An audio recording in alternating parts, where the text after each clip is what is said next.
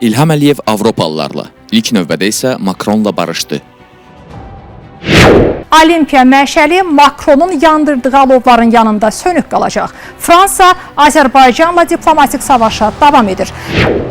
Bir neçə ay əvvələ qədər cəmiyyətə düşmən obrazında ermənilərin dostu kimi göstərilən Qərb, hakimiyyət tərəfindən yenidən dost kimi təqdim olunur.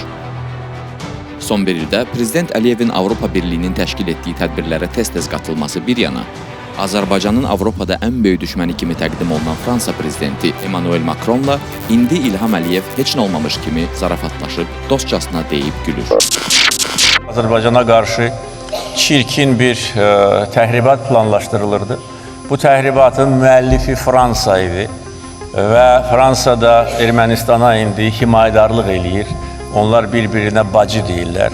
Azərbaycanın ixracının 63%-dən çoxu Avropa Birliyi ölkələrinin payına düşür. İxrac deyəndə neft və qaz məhsulları nəzərdə tutulur ki, ölkə büdcəsinin 90%-i bu gəlirdən asılıdır.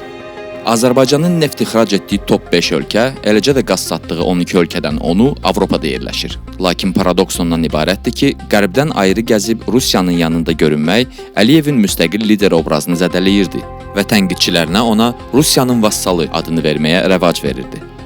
Bir ilə yaxın Kremllə davam edən gərgin münasibətlər və bu arada Qərblə yenidən alovlanan isti münasibətlər İlham Əliyevin hələ də balanslı siyasət yeridən lider obrazının möhkəmlənməsinə imkan yaradırdı.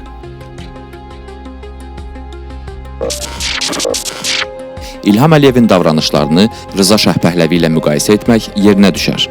Rıza Şahın da Avropa dövlətləri ilə münasibətləri mürəkkəb idi.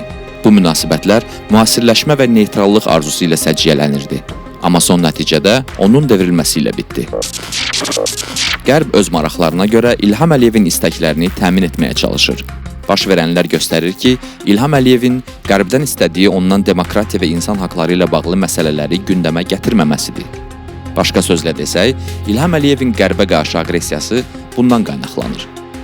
Çünki insan haqları və demokratiya onun hakimiyyəti üçün birbaşa təhdiddir.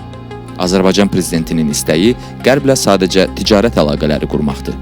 Bir sözlə İlham Əliyev Avropadan suverenliyə və müstəqilliyə hörmət etməsini tələb edir. Əslində isə İlham Əliyev üçün müstəqillik və suverenlik onun hakimiyyətinin toxunulmazlığıdır. Qərblə münasibətlərdə Əliyev hakimiyyəti üçün bu toxunulmazlığın qarantı Qərbin Azərbaycanda tapdanan insan və hüquq azadlıqlarına göz yumması, Azərbaycandan demokratik islahatları və iqtisadi azadlıqları istəməməsidir.